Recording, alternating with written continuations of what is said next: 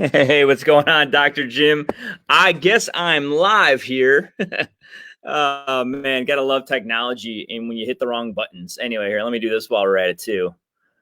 Bam, gotta have my little ticker on the bottom. What's going on? My name's Dr. Jim. Nice to see you. And on tonight's live video, what I want to talk about is I want to talk about the negative spiral of doom. Yeah, I totally made that up just now, like 2 seconds before I hopped on a live video. But I wanted to think of something kind of fun.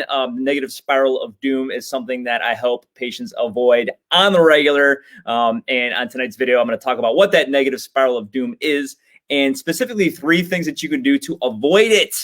Because no one wants to go down the negative spiral of doom. So if you are watching this video live, do me a favor, let me know where you're listening in from. Drop a comment into the comment section and let me know where you're listening in from so I can give you a virtual shout out. This community is growing rapidly.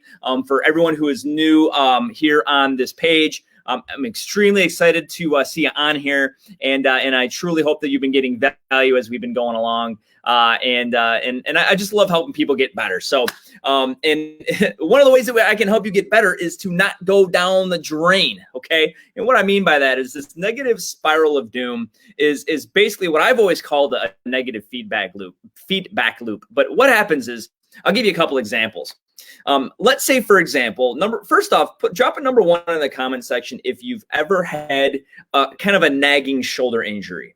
I know plenty of my patients, they've had issues with their shoulders. They can range from, minor, we call them itises, right? Inflammation issues. So a tendonitis of the shoulder, a tendinopathy, or a bursitis, all these fancy medical techno babble. But basically, your shoulder stinking hurts, okay? And what happens when our shoulder hurts? Well, it's like, I go to reach into the cupboard. It kind of hurts. Well, why do that when I've got 2 arms, right? Hello? So instead of going with your dominant arm, you go with your other arm. And what happens to the shoulder that's sore is it tends to get stiff. Because if you've ever heard of this old adage, if you don't use it, you lose it, that totally happens. So right shoulder starts to get a little stiff because you start going southpaw a lot, and pretty soon now it really hurts, and now I can only get my hand up to about shoulder height when before I could get it way up here.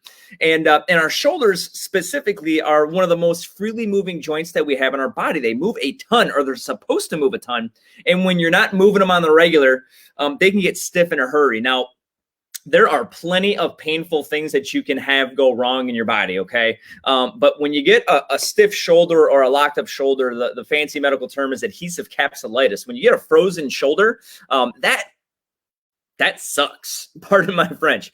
It's no fun because there's only one way to really get rid of it, and it's to kind of make it move. And that's not very fun. Of course, in PT, we do our best to make the patient comfortable when we're torturing them. Just kidding. That's kind of a bad joke. But anyway, we do what we can to kind of, my joke is I giveth and taketh away, right? You want to mobilize, but you want to do something to alleviate. But the whole point of this video in particular is let's not get to that point to begin with. So the negative spiral of doom, the first thing is you've got to be aware. Like a lot of times I'll evaluate the shoulder patient and I'll say, well, how long ago did it happen? And like, I don't even really know. Like, well, did you fall on it? Did you slip and fall? Did did someone come up and whack you in the shoulder? No, I don't know. It's kind of like, I don't know. It's crazy. It's just something happened. I don't know if I lifted something funny or if I did something weird in the gym. Sometimes it's an exercise that went wrong. In fact, I just evaluated a gentleman earlier today. Real nice guy. And he's avoiding the negative spiral of doom, and I give him a ton of credit because he actually got into treatment early enough, which is cool. He didn't circle down the toilet like so many people do, but a lot of people are like, I don't really know. And so what happens is something rather insignificant tends to happen, and it just causes enough irritation to get you to alter the way you use your body. And when you start altering the way you use your body, then a couple things start to happen. Number 1, joints get stiff, and when joints get stiff, joints get sore. And when joints get stiff and sore, we tend to not move them as much, which means we start to get weaker. And when joints get stiff, when joints get sore, when muscles get weak, we tend to compensate, which causes other muscular problems. And you can see where I'm going with this. This is the negative spiral of doom. And now all of a sudden, what started off as like a little simple, tendon issue has blown into an adhesive capsulitis and a stiff neck.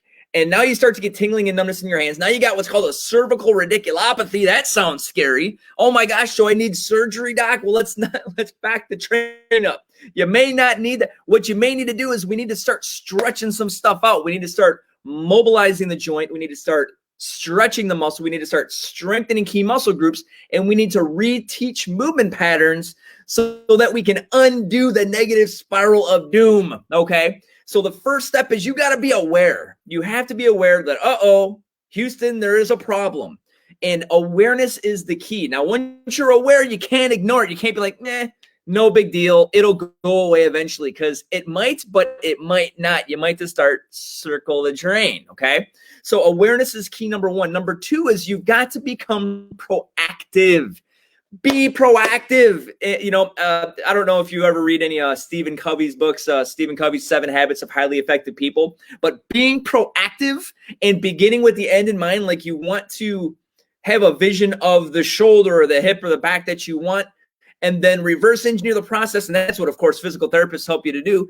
But we've got to begin with that to get to that, okay? So like if your shoulder normally is like able to get way up here, well, then darn it, if it's only going up to here, that's not acceptable. We got to get these things symmetrical again so that you can get back to function. So number one, become aware, all right? Pay attention to your body. Number two, be proactive. If you feel something's going on, get it checked out. Now, I'm not saying be a hypochondriac, okay? Like run into the doctor for every little thing.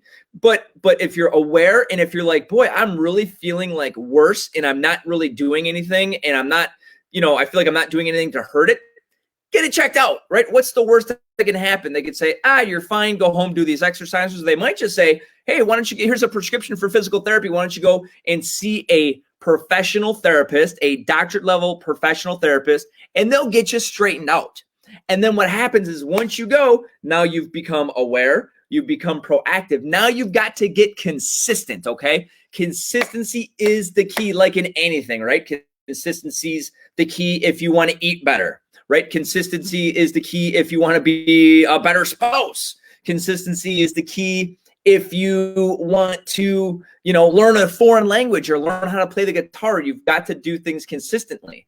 For me, I'm still not great at it, but I had to get consistent at doing videos because PTs aren't typically the video types.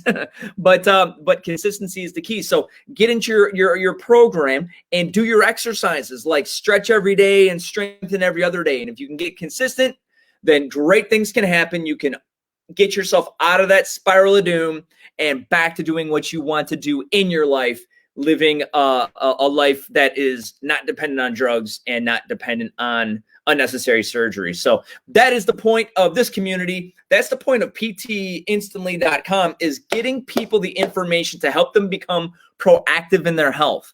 What I've learned through this quarantine period of this COVID stuff is that a lot of what we do in physical therapy is consulting. It's educating, it's teaching people how to do the right things with their health and the right things with their body. And most people don't know where to start or where to look or what's good information. Everything that I put into PTinstantly.com has been information that I've been giving to patients for over 12 years in the field of orthopedic physical therapy. I know it works because I've seen thousands of patients get better because of it. And if you're interested in finding your one-stop shop for physical therapy, then I definitely want you to go and check it out down below there, PTinstantly.com. It'll bless your life. So hopefully you've got some value. If you're just kind of hopping in here late, make sure you go back and watch the replay. And let me know if you got value. Hopefully you did. Either drop a like or a love or a wowie face or something, and drop a comment below. And I'd love to interact with you. So with that, I'm gonna hop off. Enjoy the rest of your evening. I will talk to you in the very near future. So with that, take care and God bless you.